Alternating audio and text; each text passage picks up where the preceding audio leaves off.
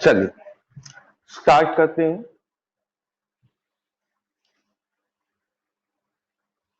Unit का नाम है इलेक्ट्रोस्टैटिक। इलेक्ट्रोस्टैटिक में हम किसके बारे में पढ़ेंगे?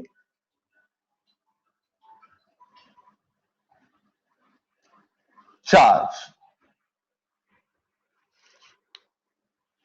चार्ज के बारे में हम क्या जानते हैं? वही क्वेश्चन। चार्ज के बारे में हम दो चीजें जानते हैं।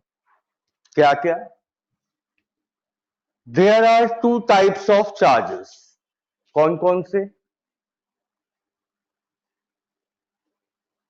Positive charge and negative charge. There are two types of charges, positive charge and negative charge. दूसरी चीज, अगर दोनों चार्ज पॉजिटिव हैं तो उनके बीच में फोर्स कैसा लगेगा? रिपल्सन। अगर दोनों नेगेटिव हैं तो भी उनके बीच में फोर्स कैसा लगेगा? रिपल्सन। मतलब यहां नेचर ऑफ फोर्स कैसा है? रिपल्सिव। बट अगर एक चार्ज पॉजिटिव है और दूसरा चार्ज नेगेटिव है तब नेचर ऑफ फोर्स कैसा होगा?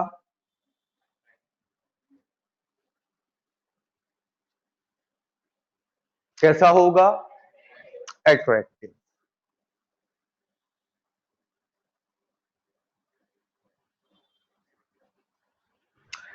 आज की जो हमारी क्लास है वो इसी पे बेस्ड है। अभी तक छोटी क्लासेस में आपने क्या सीखा कि सेम चार्ज एक दूसरे को क्या करते हैं? रिपेल। और ऑपोजिट चार्ज एक दूसरे को क्या करते हैं? अट्रैक्ट। तो ये किसकी बात हुई? नेचर की, फोर्स के नेचर की। सवाल उठता है कि दो चार्ज दोनों पॉजिटिव है, एक दूसरे को क्या कर रहे हैं? रिपेल। मतलब इनके बीच में क्या लग रहा? Force of repulsion. सवाल उठता है ये फोर्स ऑफ रिपल्सन कितना है? कितना मतलब मैग्नीट्यूड ऑफ फोर्स। ठीक। आज तक आपने केवल यही सीखा है कि फोर्स कब रिपल्सिव होगा और कब अट्रैक्टिव। आज तक ये बात नहीं हुई कि what is the magnitude of electrostatic force. समझे बात को? तो आज की क्लास में हमें किसके बारे में डिस्कस करना है? Magnitude of electrostatic force. Clear है ये बात? अब सुनिए ध्यान से। इलेक्ट्रोस्टैटिक फोर्स का जो मैग्नीट्यूड है इसके बारे में सबसे पहले बताया था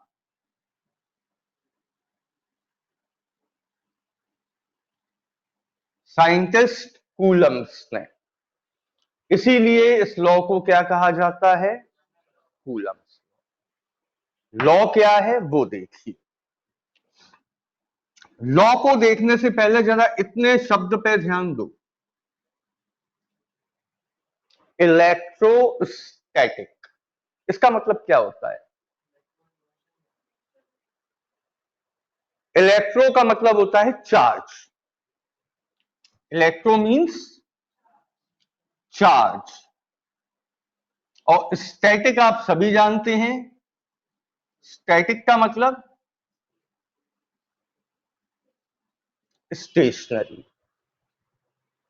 मतलब जिस फोर्स की हम बात करने जा रहे हैं वो कब एप्लीकेबल है? जब चार्ज स्टेशनरी। ठीक है, तो ये रहा हमारा पहला चार्ज।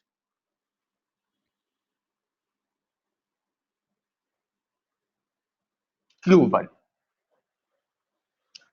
इससे कुछ डिस्टेंस पर ये रहा हमारा दूसरा चार्ज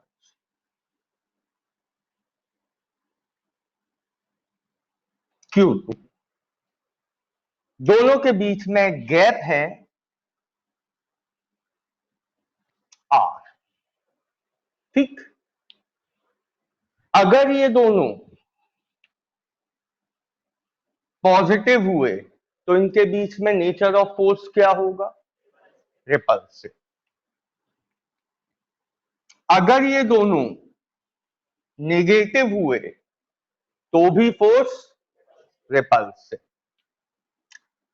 अगर एक पॉजिटिव और एक नेगेटिव हुआ तो फोर्स अट्रैक्टिव। कूलम्स लॉ क्या कहता है कि चाहे फोर्स ऑफ अट्रैक्शन हो और चाहे फोर्स ऑफ रिपल्सन हो, that force is always directly proportional to the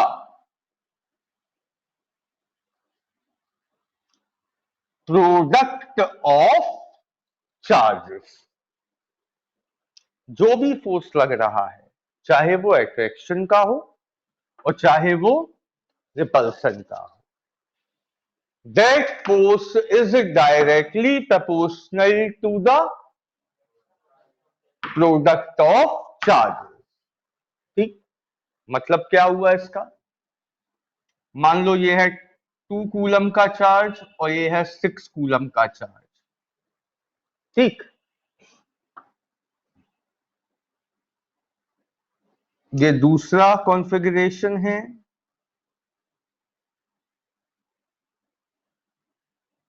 इस कॉन्फ़िगरेशन में Q1 है 10 कूलम और Q2 है 60 coulomb.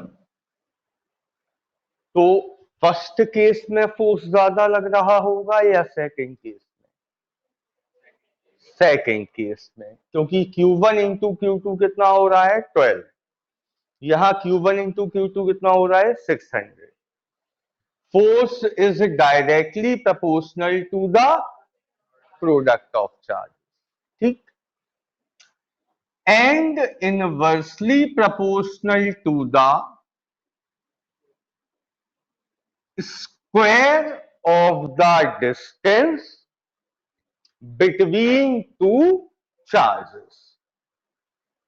What is Coulomb's law? Force of attraction or force of repulsion, ठीक, between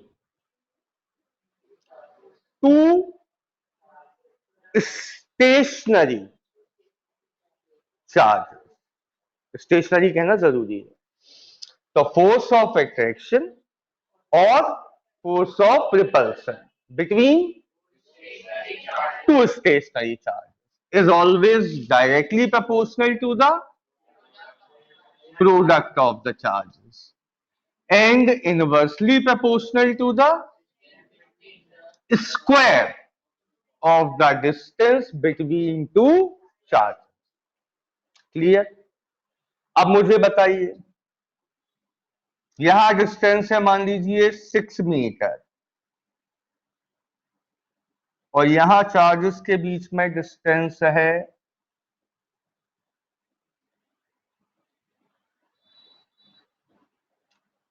15 metre.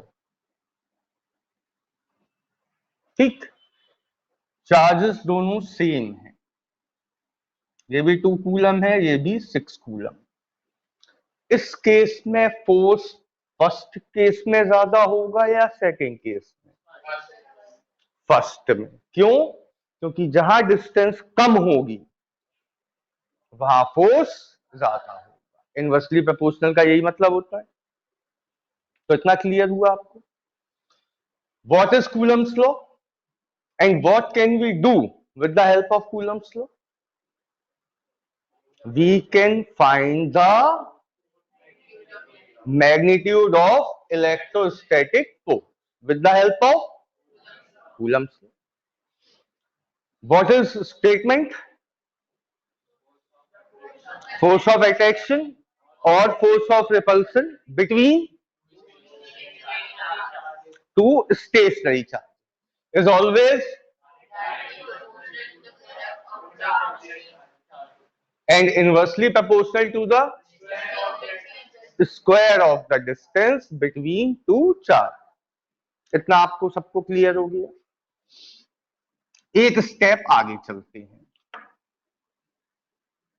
F equal proportional sign हटाया 1/4 पाई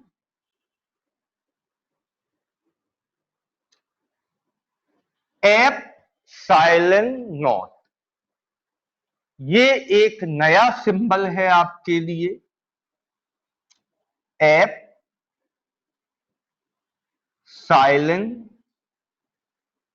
not.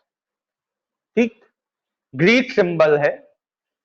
इसकी value होती है 8.85 इंटू 10⁻⁻12। कूलम्स लॉ में जब हम प्रपोर्शनल साइन हटाते हैं तो कांस्टेंट क्या आता है? 1/4 पाई एप्सिलॉन नॉट। ठीक है, इनटू में क्या चल रहा था? बाय। इतना आपकी समझ में आया? कहीं कोई डाउट? ये जो 1/4 पाई एप्सिलॉन नॉट है, 4 4 ही रहेगा, पाई 22/7, एप्सिलॉन नॉट 8.85 इंटू 10⁻⁻12। जब ये सारी वैल्यूज आप यहां रखोगे तो सॉल्व करने पर एक फिक्स वैल्यू आएगी हमेशा। वो फिक्स वैल्यू क्या होती है? इस पूरे की वैल्यू होती है 9 इंटू 10⁻⁹। हमेशा 1/4 पाई एप्सिलॉन नॉट क्या होता है? 9 इंटू 10⁻⁹। ठीक, इंटू में क्या चल रहा?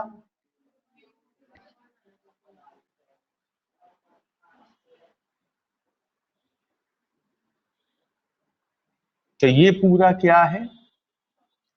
Coulomb's law. इतना आपकी समझ में आया? अब अगर मैं इस क्वेश्चन को आपसे सॉल्व करने को कहूं, मैं आपसे कहूं कि बताओ बेटा what is the nature of force and what is the magnitude of force, तो क्या आप कर पाओगे? नेचर क्या होगा? रिपल्सिव। नेचर का मतलब अट्रैक्शन के रिपल्सन, तो रिपल्सिव। मैग्नीट्यूड क्या होगा? 9 इंटू 10⁻⁹। Q1 की जगह Q2 की जगह अपॉन में हो जाएगा ये क्वेश्चन। मतलब अब आप दो चार्जेस के बीच में लगने वाले फोर्स का नेचर भी जानते हैं और मैग्नीट्यूड भी जानते हैं। क्लियर हुआ? तो एक पॉइंट लिख लीजिए। आज का टॉपिक की शुरुआत है मैग्नीट्यूड ऑफ इलेक्ट्रोस्टैटिक फोर्स।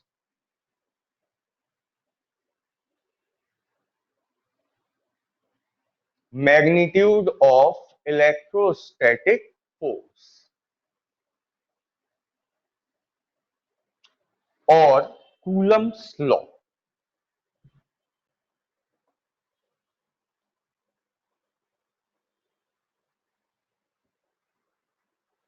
अभी मैं आपको कोई डेफिनेशन नहीं लिखवा रहा हूं, केवल इंपॉर्टेंट पॉइंट्स लिखने हैं आपको। जब ये डिटेल में सीखोगे तब सब कुछ लिखवाऊंगा। फिलहाल आपको क्या करना है?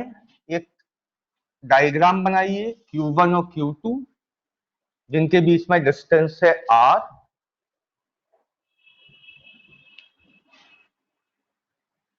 फिर सीधे लिखिए फोर्स का फॉर्मूला।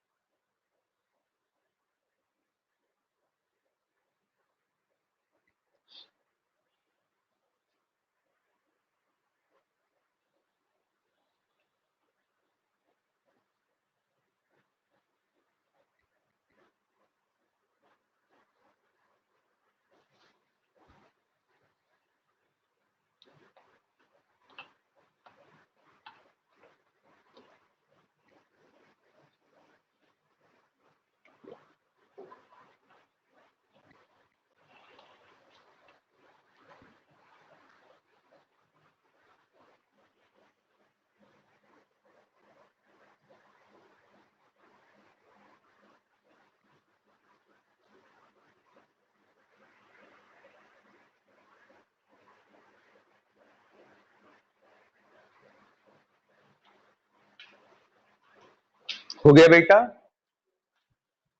केवल इसको नोट डाउन करना है फिलहाल आपको। अब सुनिए, क्लास 12th में पूरे एग्जाम पेपर में जो डेफिनेशन वाला पार्ट होता है, डेफिनेशन वाला, वो ज्यादा से ज्यादा 1 या 2 मार्क्स में आता है। पूरे 70 मार्क्स के क्वेश्चन पेपर में 1 या 2 मार्क्स में आपसे क्या पूछी जाती हैं? डेफिनेशन। उनका कोई रोल नहीं, because you are in class 12।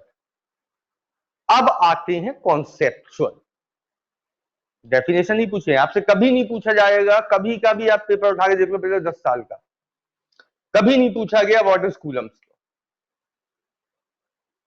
मतलब बच्चे क्या करते हैं, इसको याद करने में लगे जाते हैं, इसको रट लो जी आएगा, कुछ नहीं आएगा। आएगा क्या?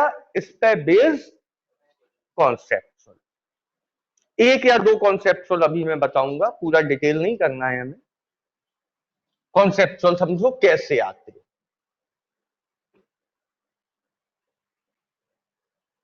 कॉन्सेप्चुअल आप लोग नोट भी कर लेना।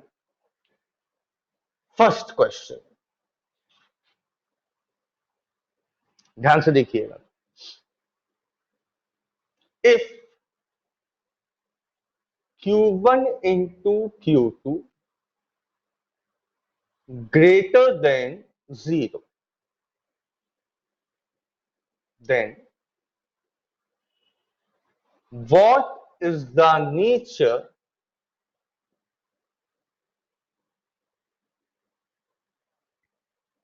of electrostatic force? बताइए।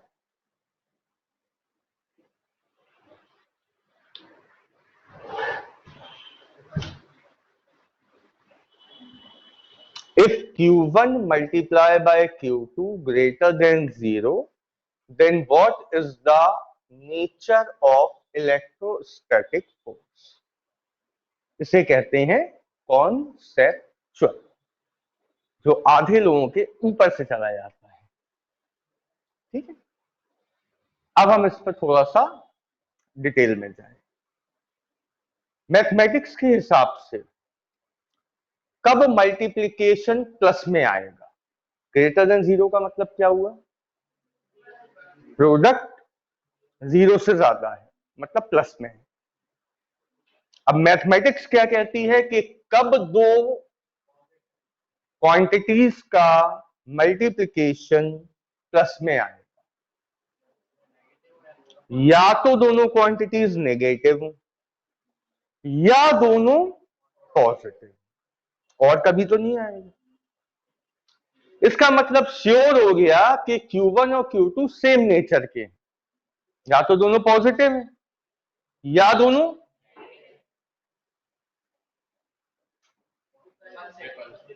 हो गया। कहा ये बहुत टिपिकल क्वेश्चन था और कहा ये बिल्कुल सिंपल। क्लियर है बात? लिख लीजिए।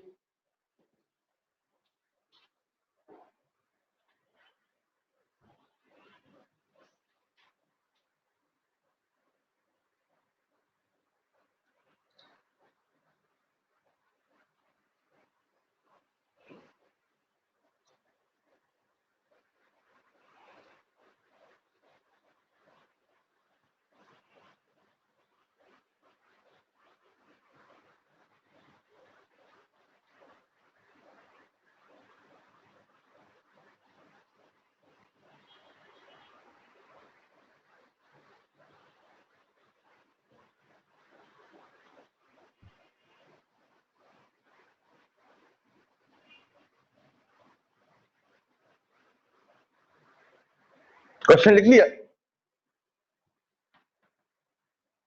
लिखिए, Q1 multiply Q2 will be positive only if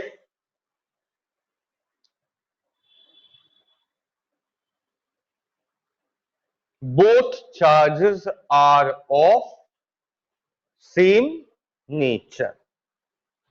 Only if both charges are of same nature.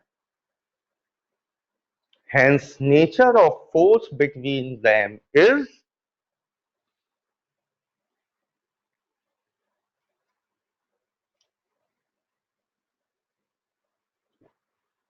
कैसा होगा?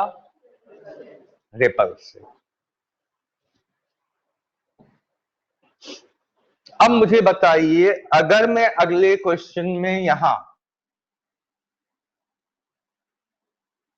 लेस देन 0 लगा दूं तो क्या आप बता पाओगे आंसर? लेस देन 0 का मतलब वैल्यू नेगेटिव है। कब होगी नेगेटिव? ठीक, तो लिख लीजिए, आंसर भी लिख लीजिए। पहले क्वेश्चन फिर आंसर।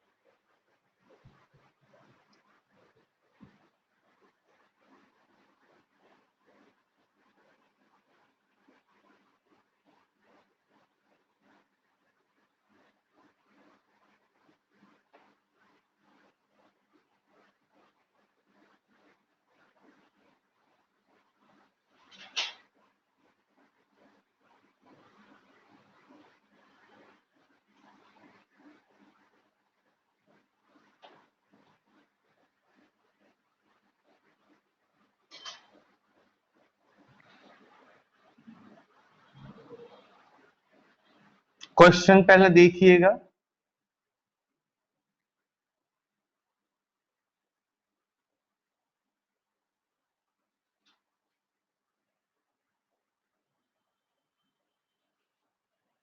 क्या कहा गया क्वेश्चन में? If electrostatic force between two charges is negative, then what is the nature of force? शायद अब आप जल्दी बता पाओगे। फोर्स माइनस में है। कब फोर्स माइनस में आएगा? जब एक चार्ज पॉजिटिव हो और एक चार्ज, ठीक है ना? तो लिख लीजिए, magnitude of force will be negative. पहले क्वेश्चन लिख लीजिएगा।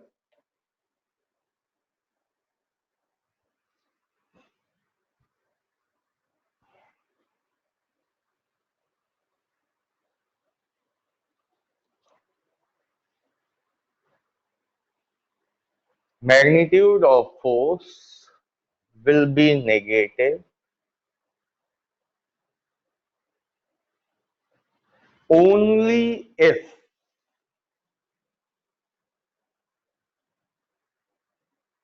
charges are of, only if charges are of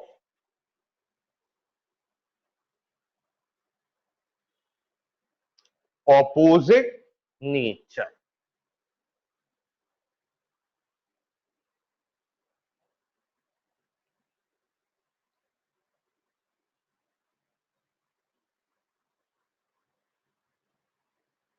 ठीक है, Hence, nature of force is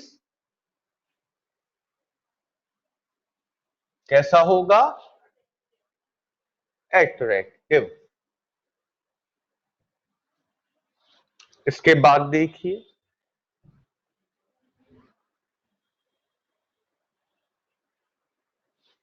ध्यान से देखिएगा बेटा, F और R में क्या रिलेशन है?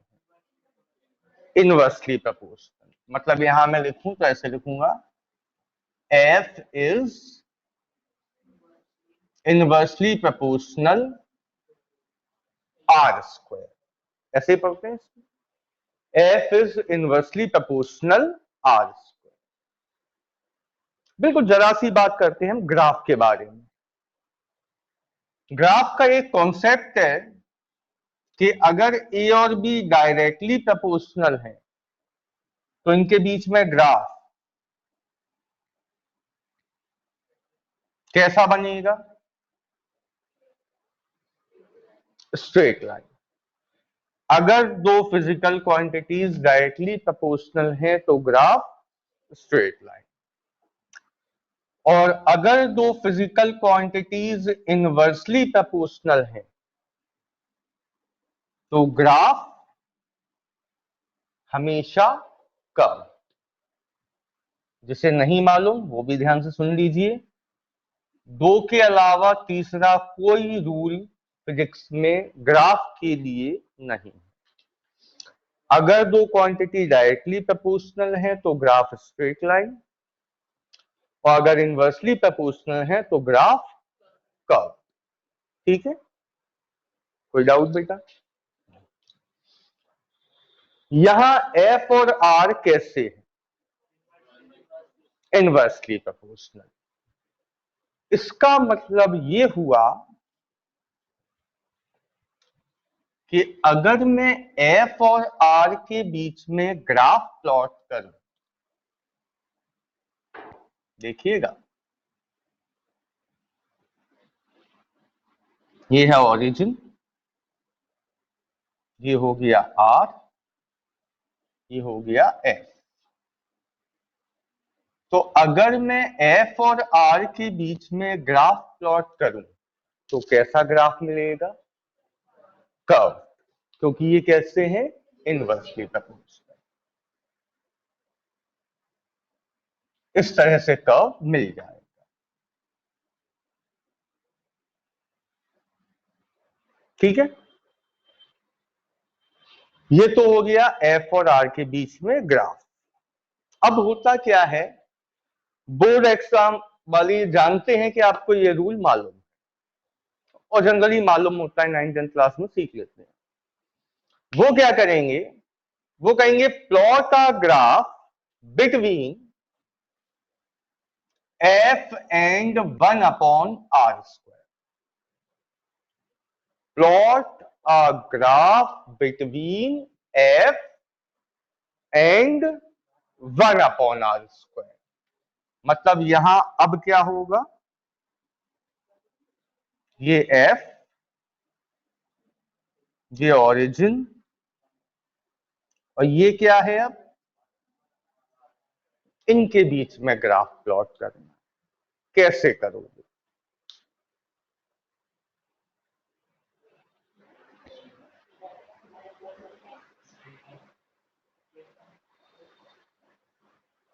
केवल आपके देखने का नजरिया आपको चेंज करना। कैसे? देखिए, ये बताइए F और R कैसे? But F and 1 upon R square कैसे है? इन्हीं के बीच में तो ग्राफ प्लॉट करना है। F और R तो इनवर्सली प्रोपोर्शनल है, बट F और 1 अपॉन R स्क्वायर कैसे है? डायरेक्टली प्रोपोर्शनल है। ये हो गया ग्राफ। नहीं आई बात समझ में? केवल आपको देखने का नजरिया चेंज करना। ये पूरी की पूरी क्वांटिटी अब एक है। मान लो ये A है तो F डायरेक्टली प्रोपोर्शनल है। ग्राफ कैसा होगा? Straight line.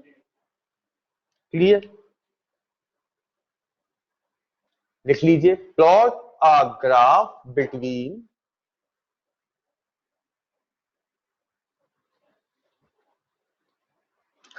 F and 1/r²।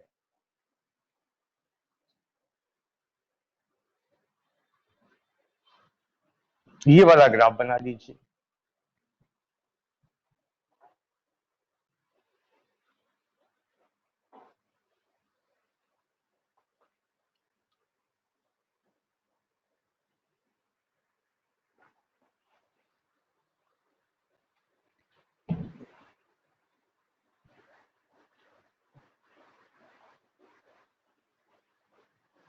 इतना आप लोगों की समझ में आ गया? अब सुनिए,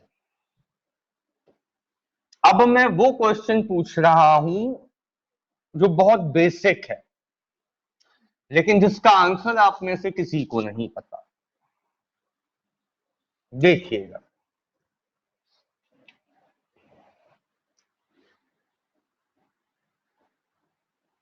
ये एक चार्ज,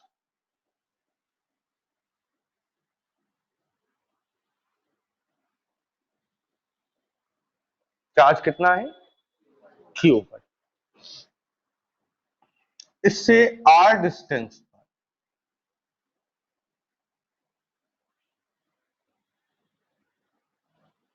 ये रहा दूसरा चार्ज। चार्ज कितना है ये? क्यू। कितनी डिस्टेंस पर है? आर। इनके बीच में लगने वाले फोर्स का नेचर क्या होगा? जब कोई साइन ना हो तो पॉजिटिव मान के चलते हैं, तो दोनों पे पॉजिटिव है, रिपल्सन। इनके बीच में फोर्स ऑफ रिपल्सन या फोर्स ऑफ एट्रैक्शन लगेगा। अब मेरा क्वेश्चन है कि दो चार्जेस के बीच में फोर्स ऑफ एट्रैक्शन या फोर्स ऑफ रिपल्सन क्यों लगता है?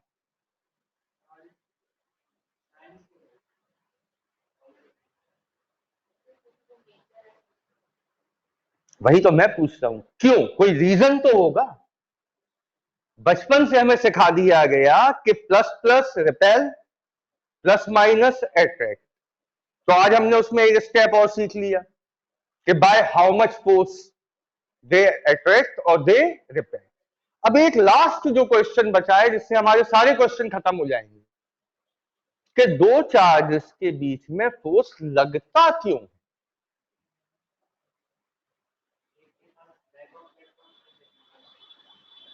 नो, इसका बहुत अच्छा रीजन है।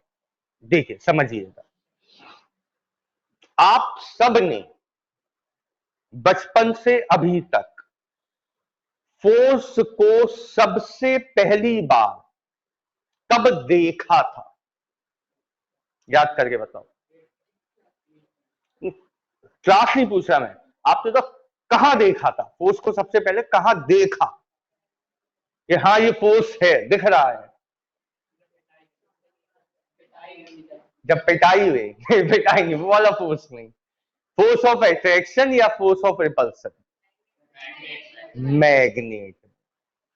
आप सब ने फोर्स का इंट्रोडक्शन एक्चुअल में मैग्नेट से सीखा। आपने नॉर्थ नॉर्थ पोल सामने लाया, वो भागे, आपने कहा रिपल्सन। नॉर्थ साउथ पोल लाया, वो चिपके, आपने कहा अट्रैक्शन। वहीं से सीखा, बिल्कुल सही सीखा, बहुत अच्छा सीखा। देखिए, ये है मैग्नेट।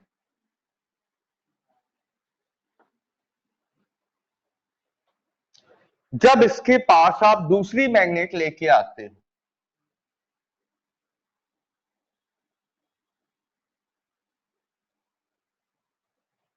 तो इनके बीच में या तो रिपल्सन होता है या अट्रैक्शन। क्यों? मेरा क्वेश्चन है क्यों? तो शायद आपको इसका आंसर भी मालूम है। ये मैग्नेट इसे क्यों अट्रैक्ट करेगी या ये मैग्नेट इसे क्यों रिपेल करेगी, क्यों?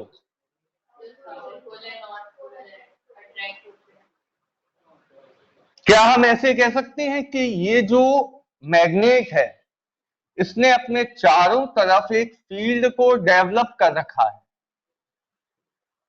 एक फील्ड डेवलप कर रखी है जिसे आप किस नाम से जानते हो?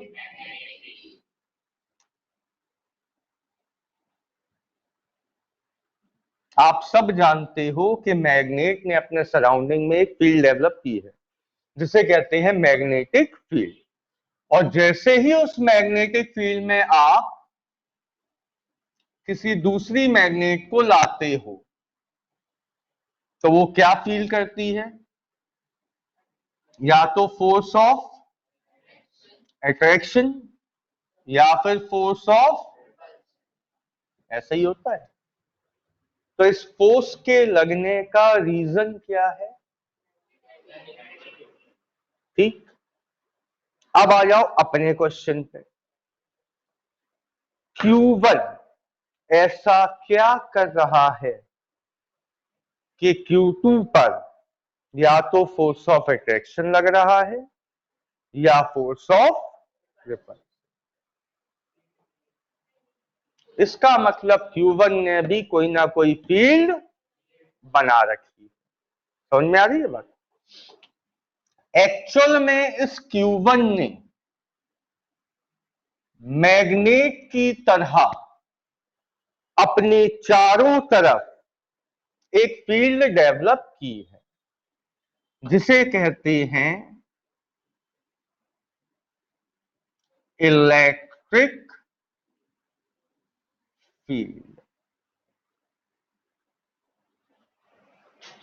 इस इलेक्ट्रिक फील्ड में जैसे ही कोई और चार्ज आएगा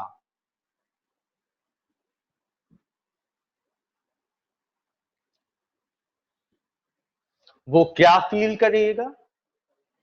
या तो फोर्स ऑफ अट्रैक्शन, देखना ये प्लस का है, अगर ये भी प्लस का आएगा तो रिपल्सन, और अगर ये माइनस का आएगा तो, ठीक है। तो रीजन क्या है फोर्स के लगने का? जैसे मैग्नेट अपने सराउंडिंग में मैग्नेटिक फील्ड डेवलप करती है, बिल्कुल ऐसे ही चार्ज अपने सराउंडिंग में उस इलेक्ट्रिक फील्ड के अंदर जब दूसरा चार्ज आता है तो उस पर क्या हो लगता है? फोर्स ऑफ अट्रैक्शन या फोर्स ऑफ रिपल्सन। बाकी इसके आगे की कहानी आपको पता है, ये फोर्स ऑफ अट्रैक्शन लगता है या फोर्स ऑफ रिपल्सन, उसकी वैल्यू कैसे निकालते हैं? 9 into 10⁹ Q1 Q2 upon R। तो अब मुझे बताइए इलेक्ट्रोस्टैटिक फोर्स के बारे में ऐसा कोई क्वेश्चन नहीं है जो आपको ना पता हो। पहला क्वेश्चन, इलेक्ट्रोस्टैटिक फोर्स लगता क्यों है? तो व्हाट इज द रीजन? एक चार्ज की इलेक्ट्रिक फील्ड में दूसरा चार्ज जब भी आएगा उस पर इलेक्ट्रोस्टैटिक फोर्स लगेगा। ठीक, दूसरा क्वेश्चन, नेचर ऑफ फोर्स क्या होगा? अट्रैक्शन या repulsion? Same nature charge repulsion, opposite nature charge attraction. तीसरा क्वेश्चन, उस फोर्स का मैग्नीट्यूड क्या होगा? तो F equal 9 into 10⁹ Q1 Q2 upon R। और कोई क्वेश्चन जो आपके दिमाग में आ रहा हो? तीनों क्वेश्चन क्यों लगता है, नेचर क्या है और मैग्नीट्यूड क्या है, तीनों के आंसर आपके सामने। क्लियर है बात? बस आज की क्लास में इतना ही करना है। कल की क्लास में नया टॉपिक जो है उसका नाम है इलेक्ट्रिक पोटेंशियल। ठीक, कल उसे स्टार्ट करेंगे।